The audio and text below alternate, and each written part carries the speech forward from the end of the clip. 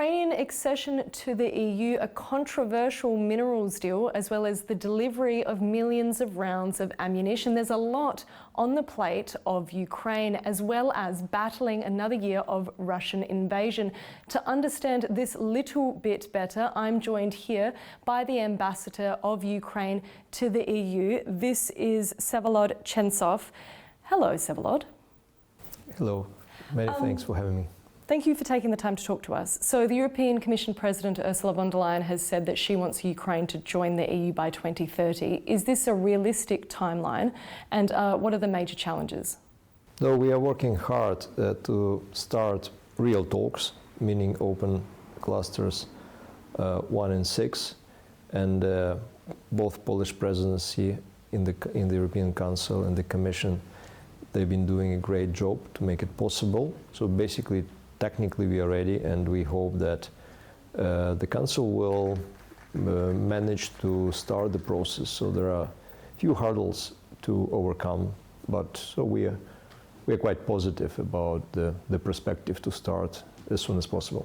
How do you manage to overcome the Hungarian problem? Because we know that that country's Prime Minister Viktor Orban has continuously blocked or stalled the opening of those clusters, as well as other measures to support Ukraine.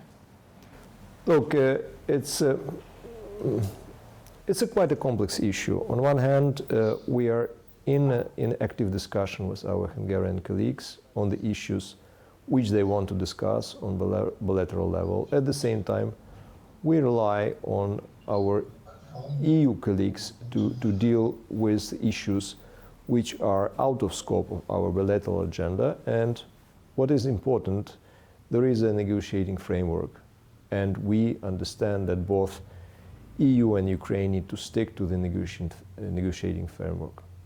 Yes, and we also know that there is a deal underway between the US and the Ukraine in terms of mineral extraction, and according to media reports, Washington were pushing for to be first in line for any types of minerals that were extracted. How could this draft endanger Ukrainian accession? I understand that this is not the deal that is currently being discussed, but what in particular, how could that endanger Ukraine's bid to join the EU? Well, I would look into that deal in different perspective, what kind of opportunities it opens both for Ukraine, for US, and also for EU and EU economic operators and companies. And we are also in communication with the European Commission how to make sure that deal is compatible with our accession track.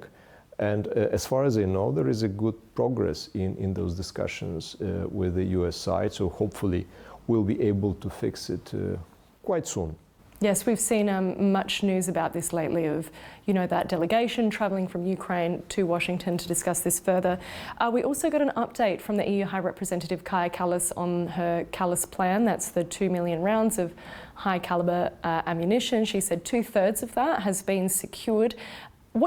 How does Ukraine feel about this? Are you optimistic that you will receive the buy-in from enough of those countries to get that ammunition?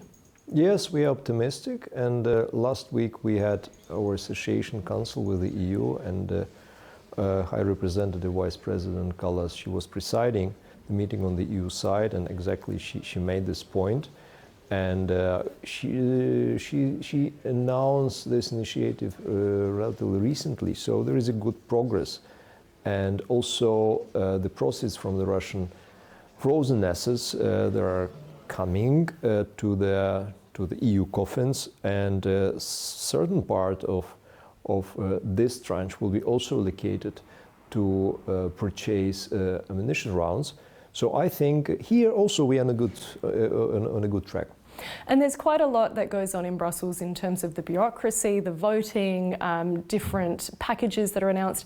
How do the Ukrainians feel about what happens here? Are they clued into the Brussels bubble? Does it make a real impact on their lives? If you mean rearm program and this safe component, what we've been told that indeed Ukrainian industry should be able to participate in the procurement procedures on the parity with the EU industry, which is a big opening for us.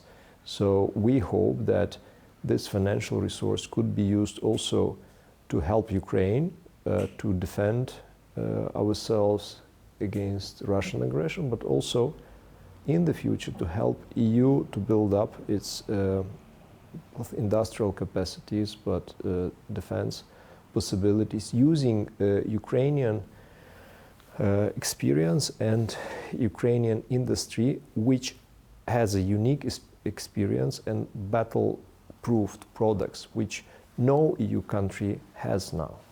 Yeah, we've heard multiple EU officials using Ukraine as a golden example of what the EU should be doing in terms of ramping up its military capabilities. Just going back to the EU High Representative one more time, she recently warned of countries, aspirant EU countries, going to Moscow next month to celebrate the Victory Day parade. From a Ukrainian perspective, what does it mean when countries like Slovakia and potentially Hungary or Serbia, those leaders going to Moscow to celebrate that? Why is it a sensitive issue for Ukraine? Well, for us, it's quite simple. Russia, it's an aggressor state. Russia and its leadership deserve isolation till the moment they change their behavior. Till now, they continue bombing Ukrainian cities, and they actually escalated those attacks. Just recently, attacks against Kryvyi Rih and Sumy, killing many civilians, including kids.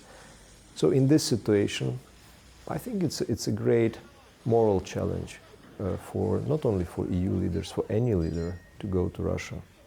Yeah, we'll have to see how those countries rise to the challenge and if they go. But thank you so much for taking the time to talk to us, Ambassador. My pleasure.